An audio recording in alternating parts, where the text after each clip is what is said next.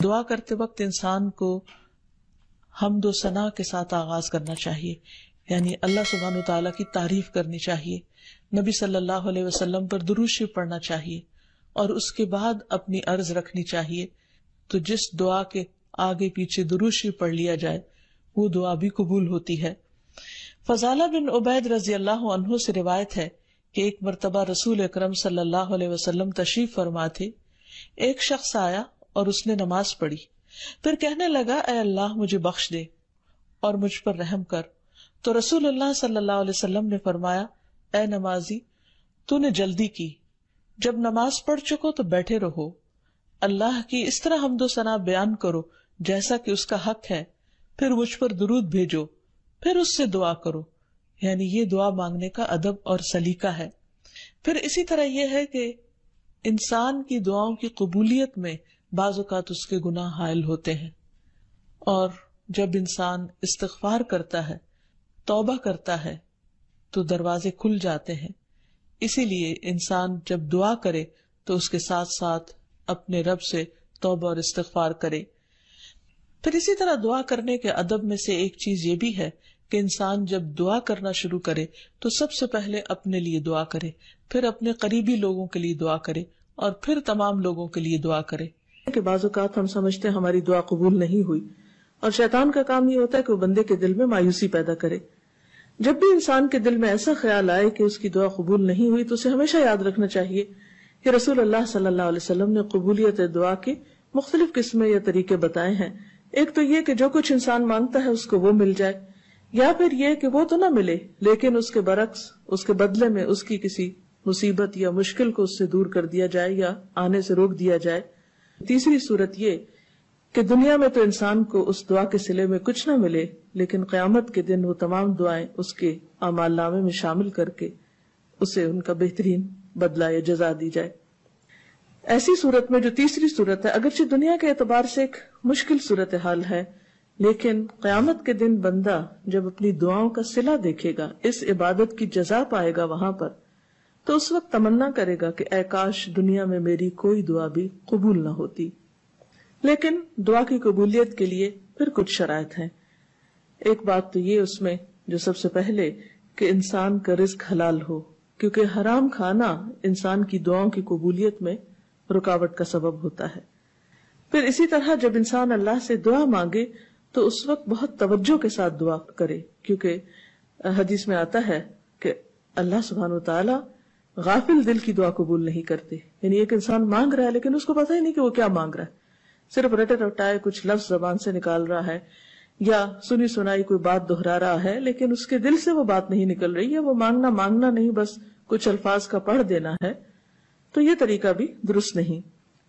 پھر اسی طرح ہم دیکھتے ہیں کہ دعا سے بڑھ کر کوئی چیز اللہ کے ہاں معزز نہیں۔ حدیث میں آتا ہے لیس شیء اکرم علی اللہ من الدعاء، کہ اللہ کے نزدیک دعا سے زیادہ عظمت والا کوئی عمل نہیں۔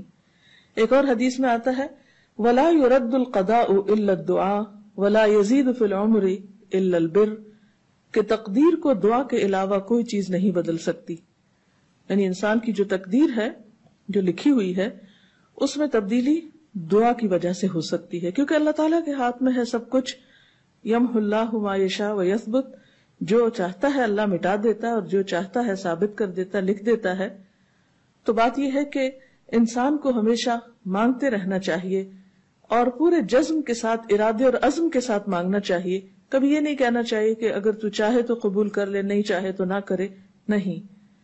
انسان دعا مانگتے وقت پورا یقین رکھے کہ اللہ تعالیٰ اس کی دعا قبول کر سکتا ہے، اور واقعی قبول کرتا ہے، کیونکہ حدیث میں آتا ہے رسول اللہ صلی اللہ علیہ وسلم نے فرمایا ان ربکم حی کریم یستحیی من عبدہ اذا رفع یدیہ الیہ فیردہما صفرا، تمہارا رب بڑا حیا کرنے والا اور سخی ہے، جب بندہ اس کے حضور ہاتھ اٹھاتا ہے تو انہیں خالی لوٹاتے ہوئے اسے شرم آتی ہے۔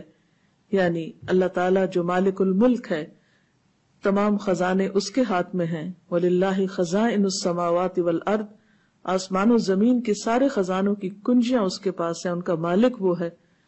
لہٰذا ایسا نہیں کہ کبھی انسان کی دعا قبول نہ ہو تو اس کا سبب یہ ہو خدا نخواستہ کہ وہ دینے پہ قادر نہیں، وہ دیتا ہے اور وہ خالی ہاتھ نہیں لوٹاتا بندے کو، بس صرف فرق یہ ہے کہ قبولیت کے کئی طریقے ہو سکتے ہیں. اور خاص طور پر اگر بندہ مانگتا نہیں ہے تو یہ چیز اس کو ناپسند ہے، اس پر وہ ناراض ہوتا ہے، کیونکہ اللہ بندے سے یہ چاہتا ہے کہ بندہ اپنے رب کا شکر ادا کرتا رہے، اس سے مانگتا رہے، کیونکہ اللہ نے بندوں کو اپنی عبادت کے لیے پیدا کیا ہے. اگر بندے سب نعمتیں اس سے پا کر اس سے بے نیاز ہو جائیں تو یہ چیز اللہ تعالیٰ کو پسند نہیں. خصوصیت کے ساتھ جیسے دعا کی قبولیت کے اوقات ہیں، مثلا آذان سن کر اس کا جواب دینے کے بعد دعا قبول ہوتی ہے، تہجد کے وقت کی یعنی رات کا آخری پہر جو ہوتا ہے اس وقت دعا قبول ہوتی ہے.